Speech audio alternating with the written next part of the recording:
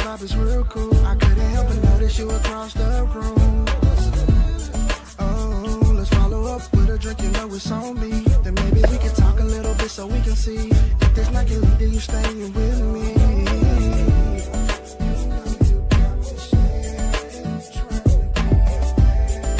Take you home with me tonight, with me tonight. You got me staring. What's going on? What's going on? It's your boy Icon. And once again, we on 95 South TV. You know what I'm saying? First and foremost, I got to thank God for this opportunity because without him, there'll be no us.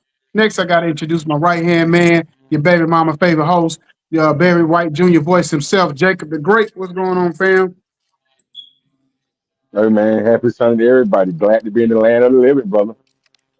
Yes, sir. Yes, sir. So go ahead and introduce this young man so we can get this interview cracking.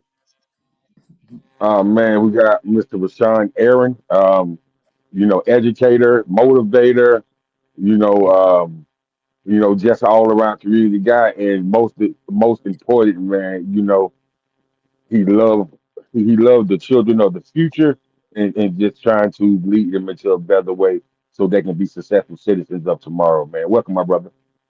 Hey, thank y'all for having me. It's an honor to be here, man. Uh, I definitely appreciate, y'all having me on tonight. No, no doubt, no doubt, man. So, who is RaShawn Aaron, man? RaShawn Aaron, man, he wears many hats, man. I'm proud of all of them. Uh, I'm a Head Start teacher of 16 years. I've also been able to branch off into my own after-school program, which is called the Village Educational / Community Services. I also am a facilitator of a fatherhood program here, man. And these different hats, really, I think, make up, to help to, make Mr. Aaron, who he is, man. It's a wonderful feeling to feel as though that you are able to give the goodness and the blessings of you to others, man. And I feel as though, even though if you looked at me, I'm about 6'7", man. I play, basketball, and definitely thought, at one period of time I was going to the league, and the good man upstairs, had plans, for me in other places. So it's a blessing to, be a blessing. Oh, okay. So, after basketball, man, what was how did it become your final decision to choose to be an educator? It happened organically, man. I was in Spartanburg Methodist. I had stopped playing basketball, and I had a work study. And my work study was at the Salvation Army in Spartanburg, man. And while I was there, I was helping kids with their homework.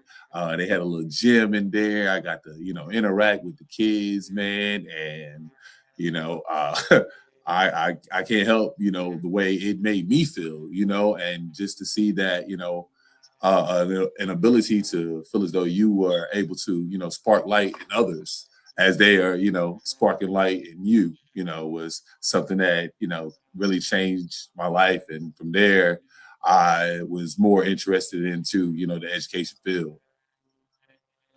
Okay, so you're down in Dillon, South Carolina, and Yes, you sir. are a Head Start teacher. So, what was those challenges and obstacles that you had to face as far as being a Head Start teacher, and how much did you learn, as you got really active in being a teacher in your school district? Actually, yes, it was a lot, but I definitely feel as though there were a lot of people along the way that embraced what I was able to bring to the table, and helped me along the way. Man, there are plenty of people, Head Start teachers, center managers in our district that really embraced what I brought to the table, and also helped me to strive to be the best that I can be. And then when it comes to, honestly, in my experiences, when it comes to males in early education, especially Head Start, you can get this misconception that, all I do is just, pick up the babies and spin them around and all we do is play. But a lot is taught through play. But, it's a lot more intentional than the average eye may see. Okay, okay. I come up with you. Okay, so let's get back to this fathers program.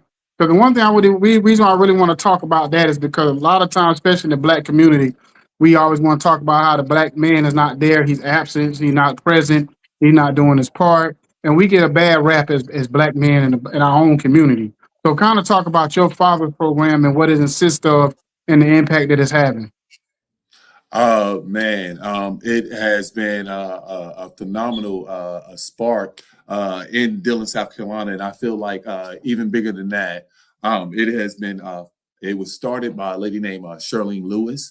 She's the director of the first Dillon County First Steps, and I was honored to be put on the team as one of the facilitators, man.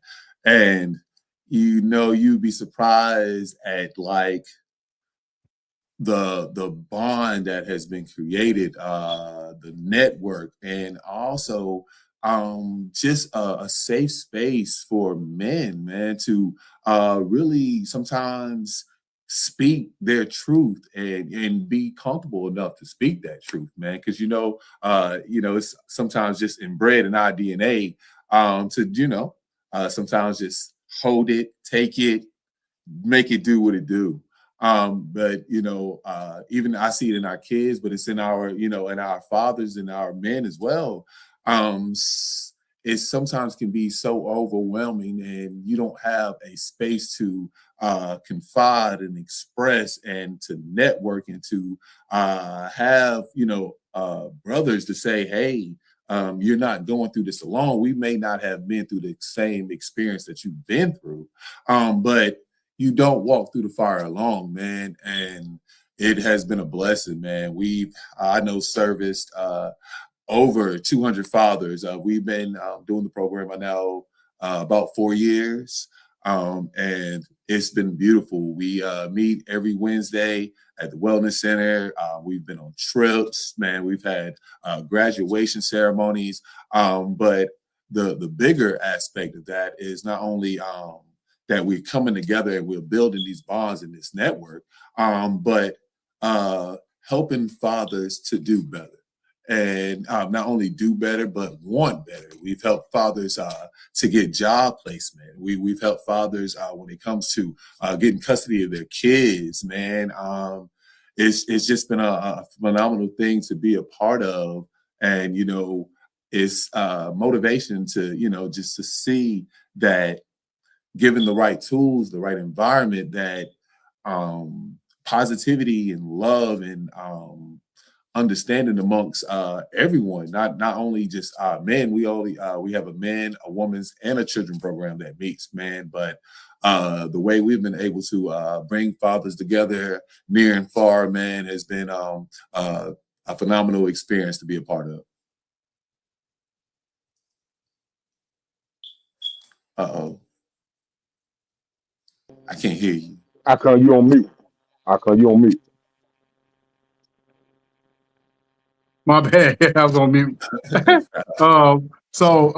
Randy Page was asking, how is your experience as a student athlete translate to the classroom as a teacher and a mentor? One of my favorite teachers. He was the science teacher, but he also was my B team and ended up being my varsity head coach, man.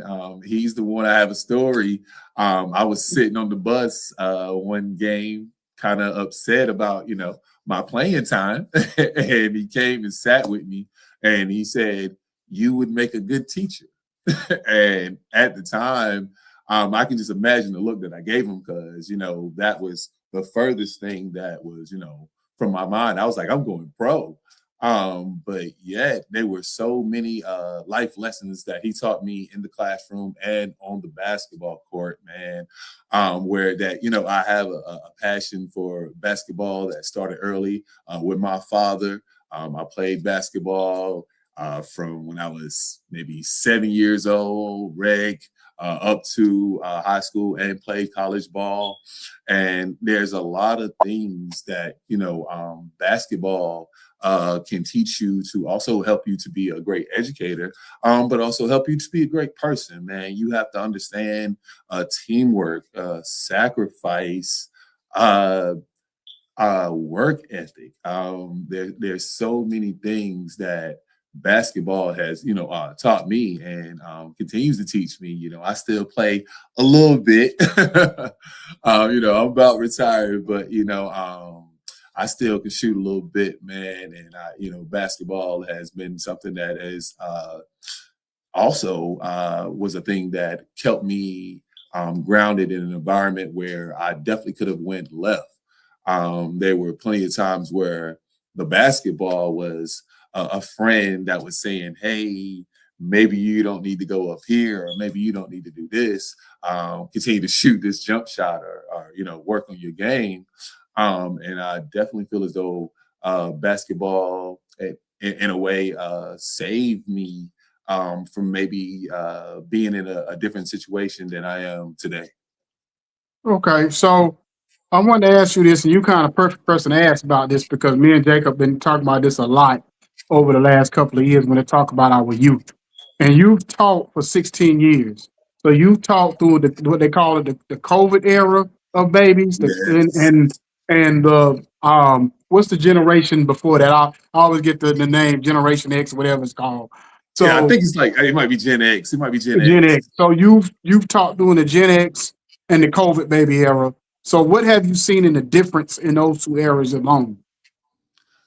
Um, I definitely can see a difference in maybe attention span, differences in behavior. Um, uh, these last couple of years, yo, just in my experiences, we have definitely seen a lot of kids that are dealing with a lot more social and emotional issues coming into a Head Start.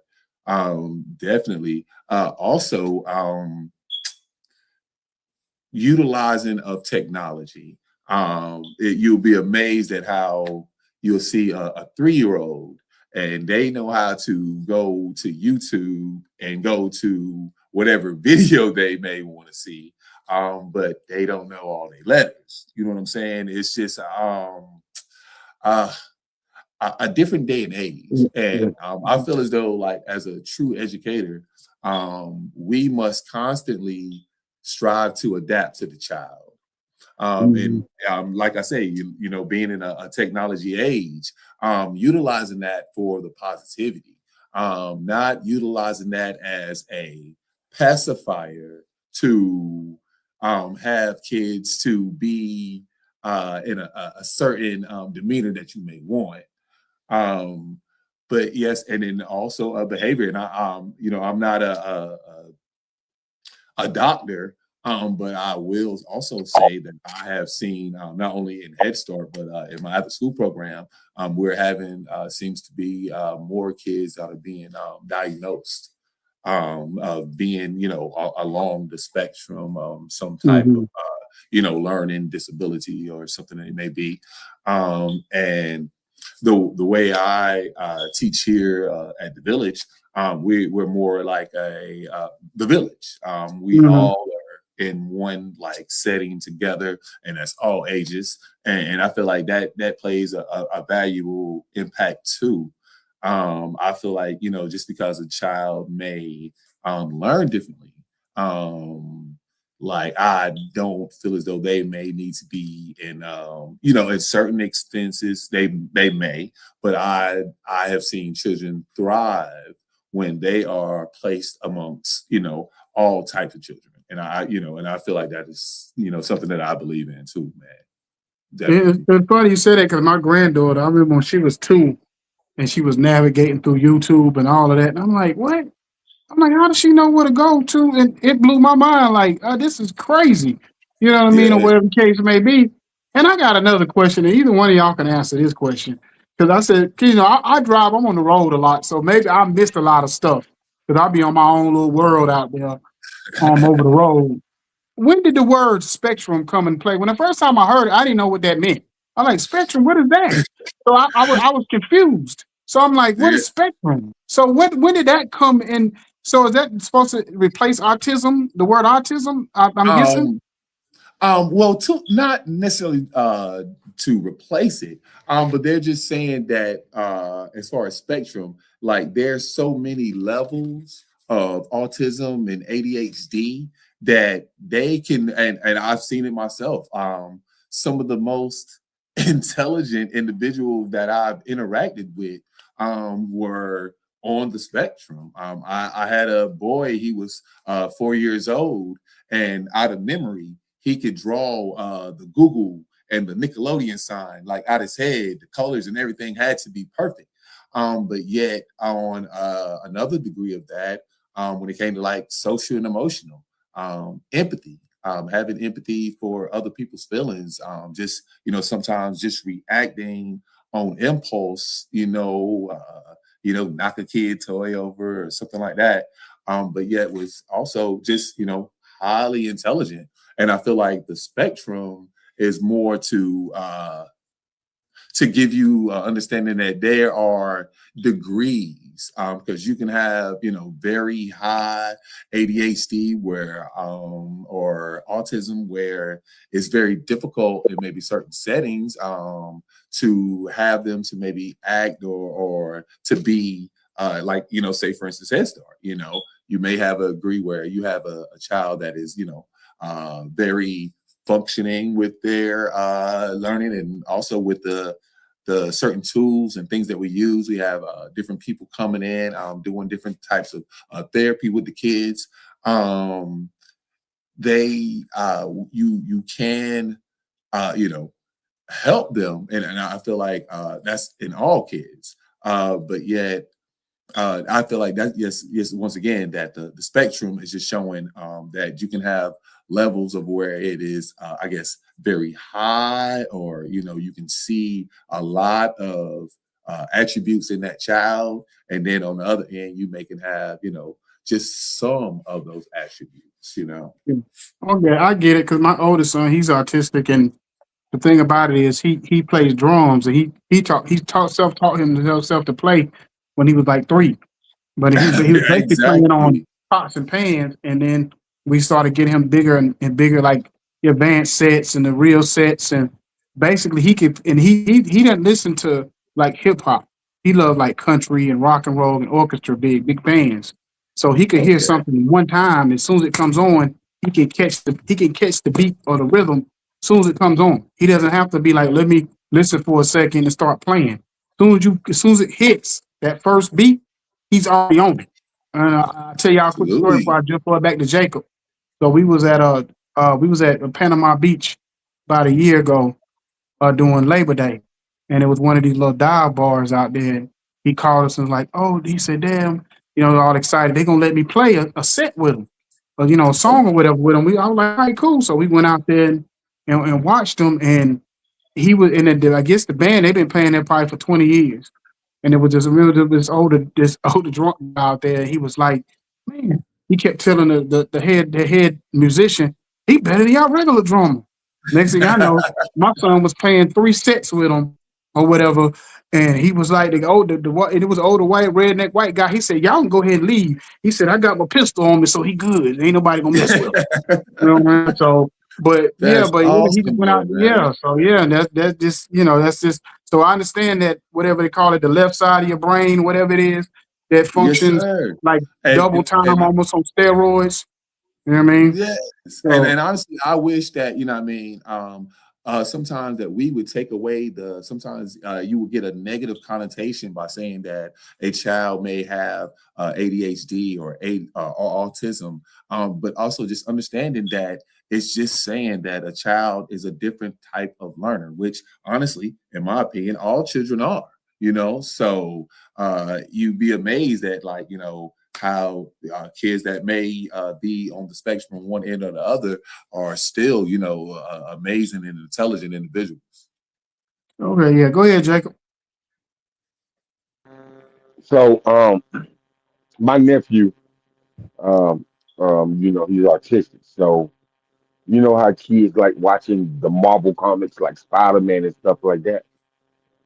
So if he watches the movie and then he wants to turn and get the DVD, my brother, which is his dad, he would have to buy him a separate DVD so he can see the making of Spider-Man or the making of Wolverine. He he he's he he want to see how it was made and how it was created. Like he don't like video games.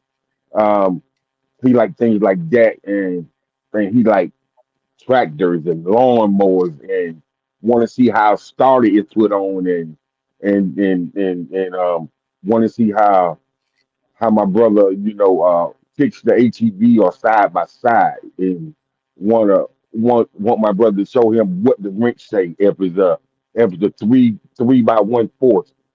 He want to know what this three means, what this 1/4 means, and man, he want to measure the other wrenches so he'll know what wrench to hand my brother so it can be jammed up. So I say that autism kids are different, and ever since he's been in school, he's made nothing but straight A's.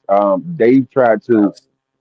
They had me with my brother in wanting to put him in with regular population so many different times, but my brother feel like that he won't get the learning tools in general population that he would get, in the classroom that he's in. So when it comes to parents that you deal with on the daily, when they're dealing with kids, who may have autism, ADHD, or even dyslexia kids.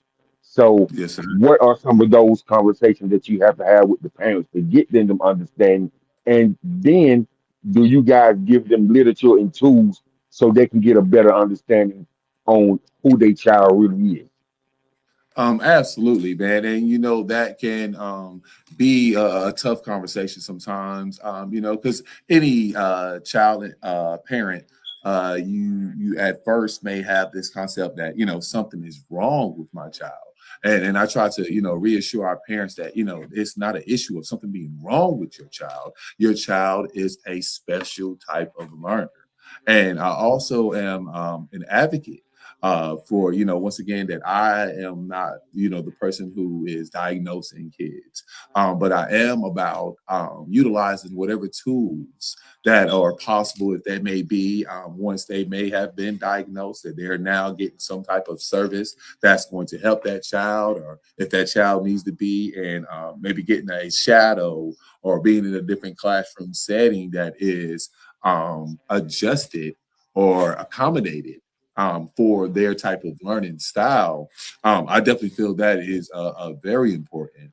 And, also reinsuring the parent that, once again, that this is not a battle that you fight alone. I feel like that is very important in what I do as well. I never wanted to be that teacher that, they like, okay, that was Mr. Aaron.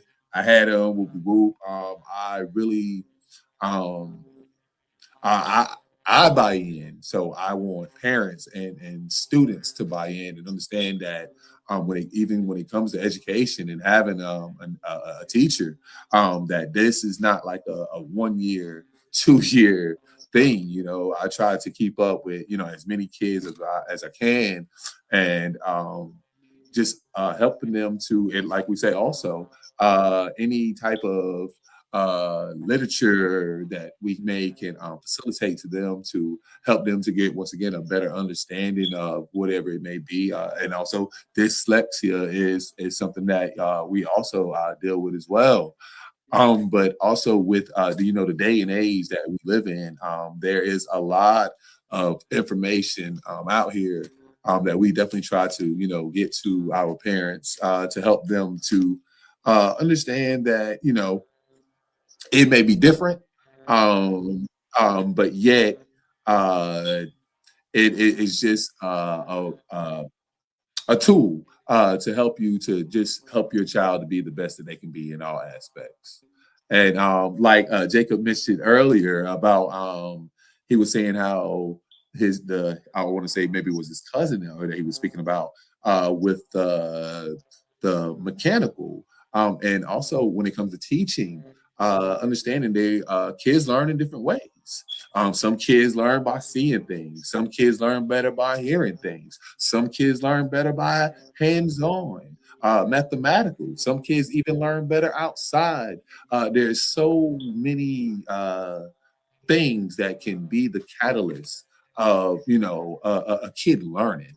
And I feel like another reason that I've been with Head Start so far, well for so long, is the beauty of the fact that it's bigger than teaching them their ABCs and counting and handwriting. I'm really in a place where I can inspire learning, the want to know, and curiosity of learning about things in life. And sometimes, especially at an early age, that is something that can be to me very powerful. Okay. So with with the educational and all the different governmental programs, the education programs. What are some programs that parents should be on the look for in the next few years that you've already heard about? Well, there, they, and even right here in Dillon, man, I must commend. There are a lot of individuals and groups that are doing some amazing things. We have Mr. Bobby Porter and his tremendous program. He's a mentoring program for not only boys and girls. We also have the Boys and Girls Club. There's also another program, a 4-H program that I've been blessed to be a patronage of. They really impacted my children.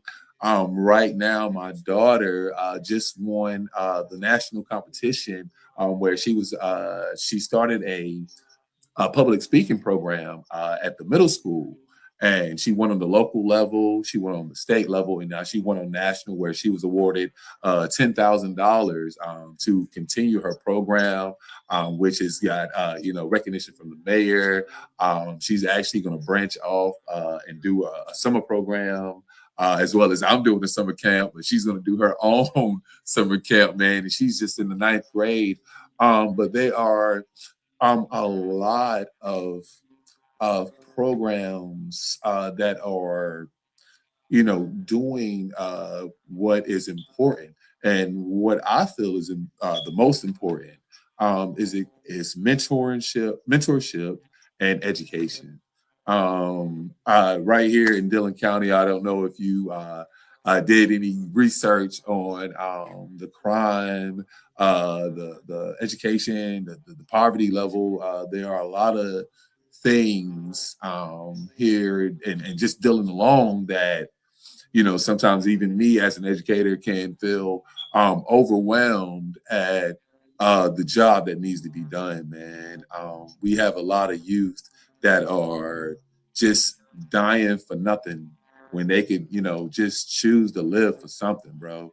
And it's heartbreaking to witness some of that, but also sometimes it's motivation to try to impact and to reach the ones that we can, man. And we can only do that better together. It's never about me and you. It's always about us. Um, we all are educators, mentors, leaders in our own aspect. But sometimes it's also about empowering that next brother to walk in his life and do the things that is necessary for us all to just help our future be brighter. Right. And it's funny you say that, man, because with all the crime rate going up, and cause um, being from South Carolina and understanding that how the crime rate has increased about 77% in the last 10 years is crazy to me. And so I when it comes to the education, what age do you think a child should start the STEM program? And do you think that every school should at least offer the STEM program to students? Absolutely. And as early as possible, man, when it comes to science, technology, engineering, and mathematics, man, it's and we do it with Head Start, man, and you can do it with some of the simplest things to incorporate that.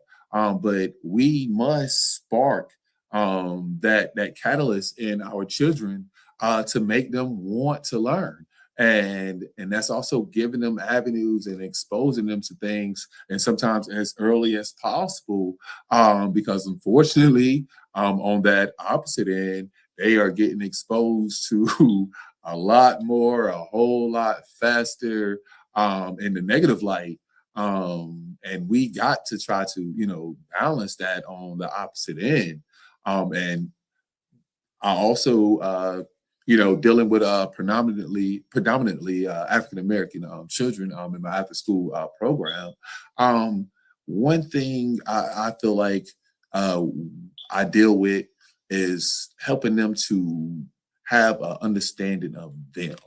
Unfortunately, I feel like a lot of our African American youth um, don't know who they are, so therefore, sometimes it's easy for them to emulate and do what they see, and automatically assume that this is how I'm supposed to be. When sometimes uh, it takes someone like a Mr. Aaron to tell them something as simple as I had a kid the other day, and I called him King. And I could tell by the way when I called him King, he looked at me like, and I said to him, "Has anybody ever called you king before?" And he was like, "Nah." And just little things just like that, calling kings and queens, giving them a understanding or a self-confidence of self sometimes can really change a child's behavior, their academics, and that's why our slogan here is intelligence and character. It's not necessarily always about your retainment of knowledge. It's also about, with that retainment of knowledge, how you carry yourself, how you interact with others, how you treat this world and the people that live in it. And with those two things together, I feel as though anything is possible if that's what you truly want. All right, I'll come back to you, man. But if you can put that last question that Randy asked, I don't think we covered that. Yeah, the last question was, as an educator, you're responsible for teaching kids, but hold on, teaching kids that what have kids taught you about not only yourself, but about life in general. So I guess basically you teaching kids, and what have kids have taught you in return. So many things, bro. Oh man.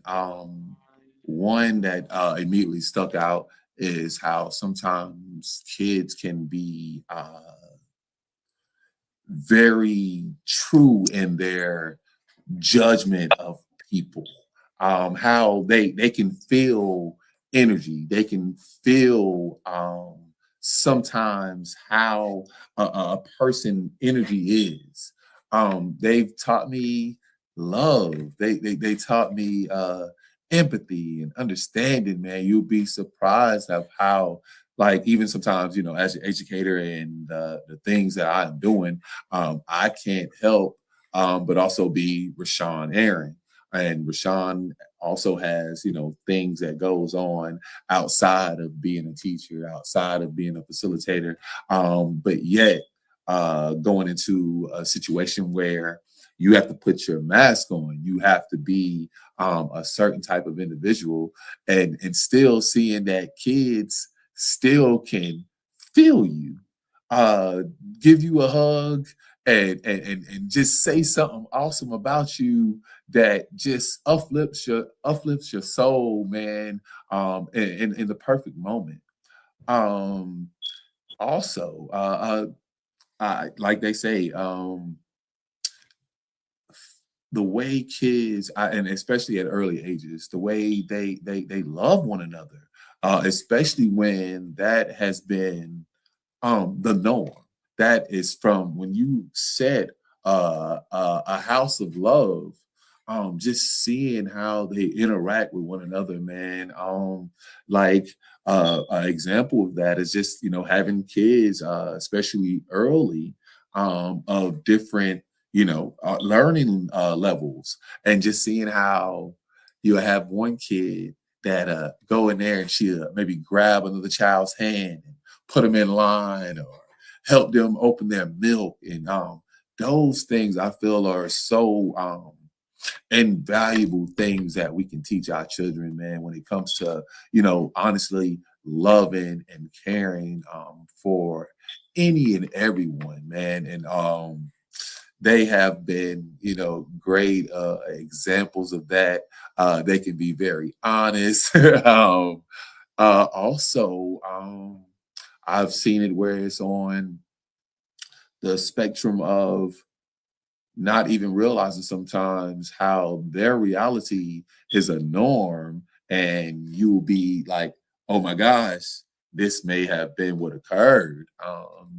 Sometimes it can also be uh how they may casually, you just sitting there in the house area or building blocks with a child, and they will express something that has occurred or that they've seen, and say it sometimes so nonchalantly, to the point where you know you can tell that you can't truly uh, understand what a child may be going through, and also having to come to school and wake up early and learn his letters, and do all of these things as well.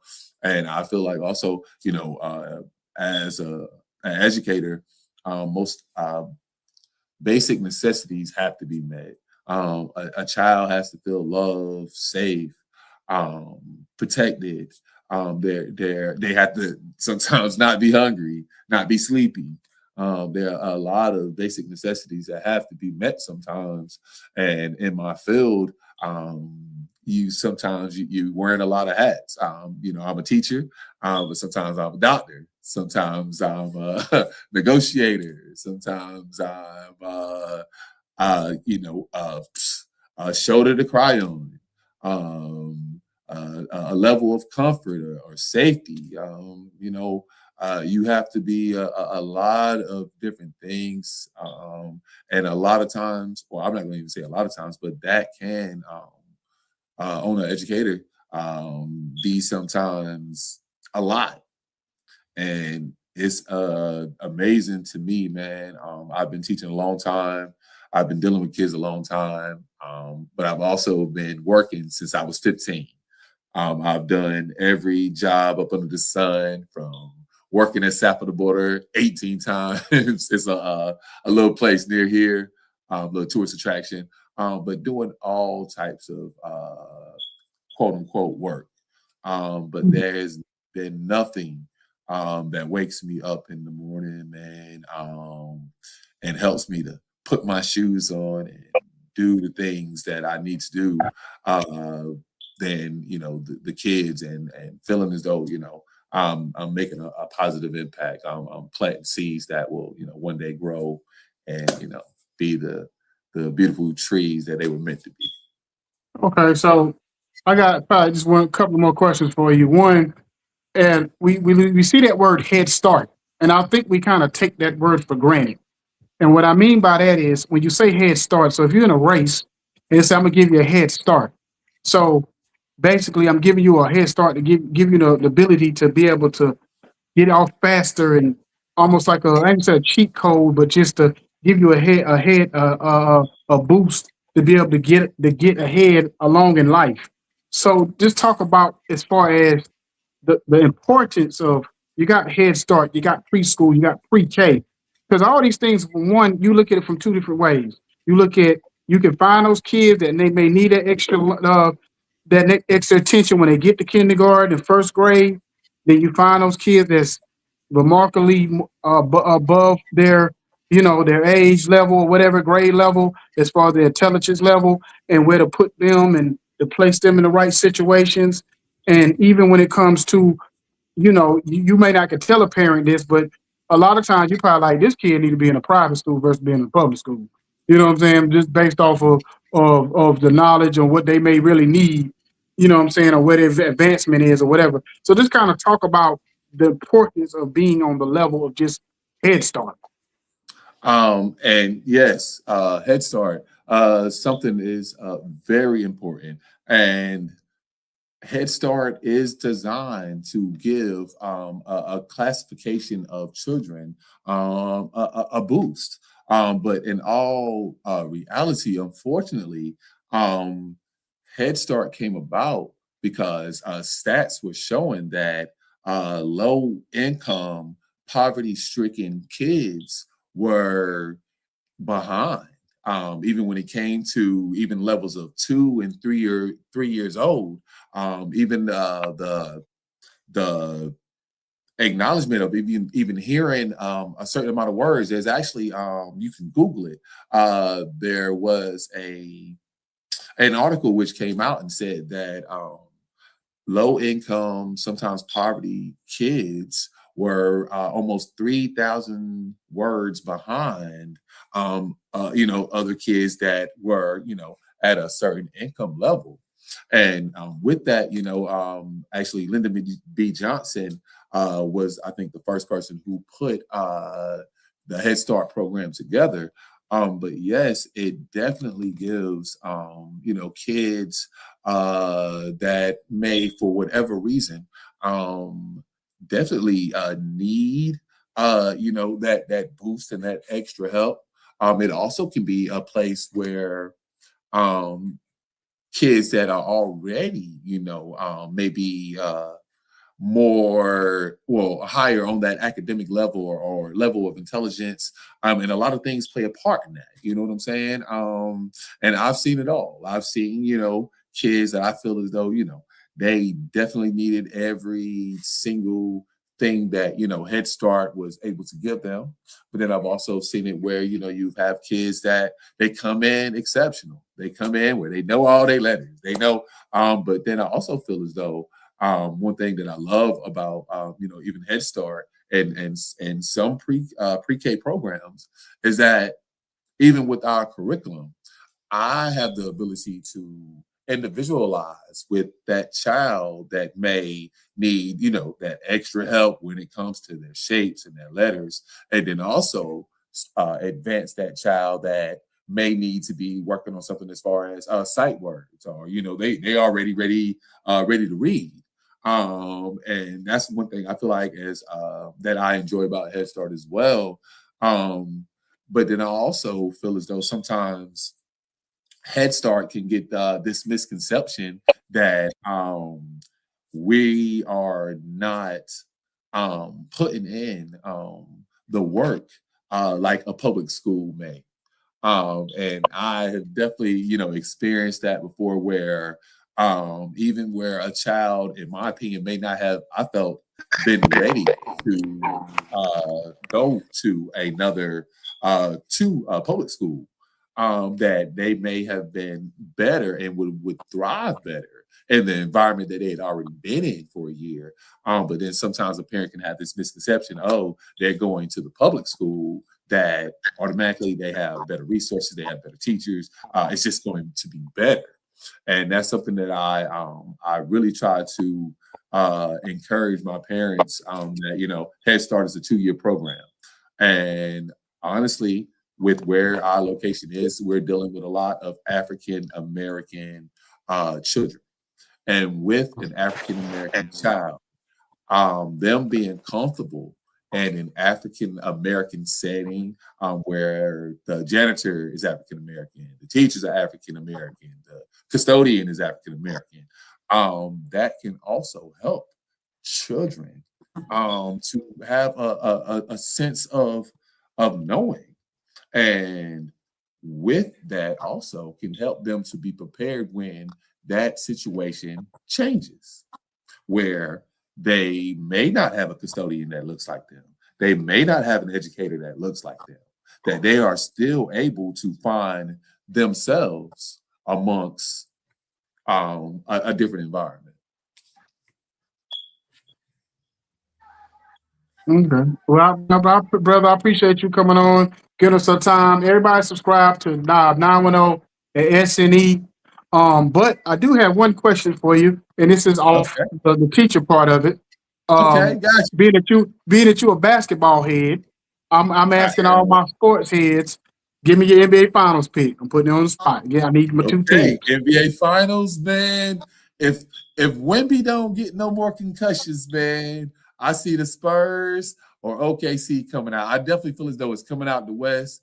But the Spurs with Wemby and the team that they have, I definitely seeing them making a very strong push. If I had to put my chips on it, I would say San Antonio Spurs, man. And my brother, he gonna feel some type of way about that because his team is Houston. And, LeBron has been, playing on a whole another level right now. Yeah, he on the new steroids or something, bro. I don't know what to say. So what's your East team? Who they gonna be playing? My East team. I like the Knicks and I like Boston. But if I had to pick, I would say Boston, man. Tatum and Jalen. Jalen been putting in work all year, man. He one of those quiet monsters. You know what I'm saying? He ain't gonna talk too much. He going in there and he going to put in work, man. And then with Tatum coming back, they gel well. I like Derek White. I like a lot of their pieces. And I can see them coming out the West, but I don't see them winning it all. I got Boston and I got OKC, and the only reason I got OKC, the only problem I got with the Spurs, and they probably dealt with a little bit with Wemby being out already, is the experience and the going through the, because most of the time you got to go through a little something before you get to the mountaintop. So that's the only thing that scares me about them. They haven't really gone through the trials and tribulations that you have to go through, other than Wemby being out that one game. But as they go into get a little bit deeper, because next, and they might get lucky because let's just say Minnesota pulls it off in the next couple of games, and with Anthony Edwards hobbling around, that would probably be an easier series than it should be. You know what I mean? Because even if he comes back, I don't see him being Anthony Edwards. You know what I'm saying? Because you know what it is. You play basketball. It did not look good, that knee injury, it don't heal up like like that. You know what I mean? So even if you don't show it, it's there. You know what I'm saying? Yeah. You may not show it. The people may not be able to see it, but it's a hitch in your step, or that explosion may not be there. You know what I mean? Absolutely. Or whatever that you normally have. So to me, that would help them get to the Western Conference Finals. And then, like you said, OKC, the thing that OKC has that nobody seems to have except for Boston last year and a couple of years ago was that depth. Like they can throw 5, they can throw 10, 11 guys at you and be like, Lee, I thought we gonna get a break with the second. That part. They don't skip a beat, bro. They come out there and they ready, man. They a well-oiled machine, bro. They really are. But but I appreciate you coming on tonight, giving us your time. Just kind of teaching us about, because we haven't had many teachers on here. I think you may only be maybe like the second one, and that's in 7 years. And that's not the purpose. That's just, the way kind of things go. And we try to get people on here like yourself, especially in today's time where I think a lot of time parents need to hear this kind of stuff when it comes to the educational system and their kids and what to look for at home when you're dealing with certain kids. You know what I mean? You need to know you always need to know where your kids at educational wise, and don't be so a parent where you don't say, oh, I know my kid needs some help. Or, you know what I mean? Because don't be that Yeah, parent where absolutely. you see something, your kid sitting around chewing on shoes and eating crayons too many times or doing stuff that ain't normal, then you may need to get your Absolutely. kid some help. You know what I'm saying? Stop. Absolutely. You know what I mean? Exactly. Before it's sometimes without getting the proper help, it can end up being, more worse than it would be if they did. So sometimes, Mm-hmm. early prevention, early acknowledgement is something that is definitely very important. And one thing I do want to say that I tell all the kids at the village, and I tell the parents as well. Is that even when it comes to education, I run a after school program, and it's unrealistic for me to say, hey, I want 40 kids to make straight A's. But what is realistic is just giving them an understanding of how those things go together. It's not necessarily about making straight A's, because there are plenty of people that I know in life that had straight A's, honor students, but then when it comes to quote unquote being successful in life, you would say that they may in a way have fell short. But then also on the other end, there have been plenty of students who grades may have not been, at straight A's. They may have got a couple C's, couple D's, couple of F's, but yet they were also able to still, equate success in their life, quote unquote. And so I want, parents as well as children to understand that it's about putting those things together. The work ethic, the discipline that school and education can give you, but then also putting that together with how you treat people, how you act, how you love one another. And I feel like that is truly, like, once again, what Martin Luther King said, the true goal of education. And my job is to try to help everybody to see that goal, that mission, and the power of it. All right. Appreciate you, brother. And have a great and wonderful year. Rest of the Yes, year. sir. I know you probably ready next 2 months go back so you get your R&R for a month or so and reset your Hey, mind. yes, sir. Absolutely, man. Yeah, I usually take about yes, sir, I usually take about a week off, and then we start right up with our summer camp, man. We learning okay. 365 around here, man. I Kids, know kids, that's and no right. I know kids. that's right. I ain't mad at you, brother. Well, I Yes, sir. appreciate Thank you. y'all for Anything we having can me, do to brother. help out. Yeah, brother, we Yes, got sir. you. All right. Thank you, brother. All right. Brown skin girl, and she knew I was out to go and clear my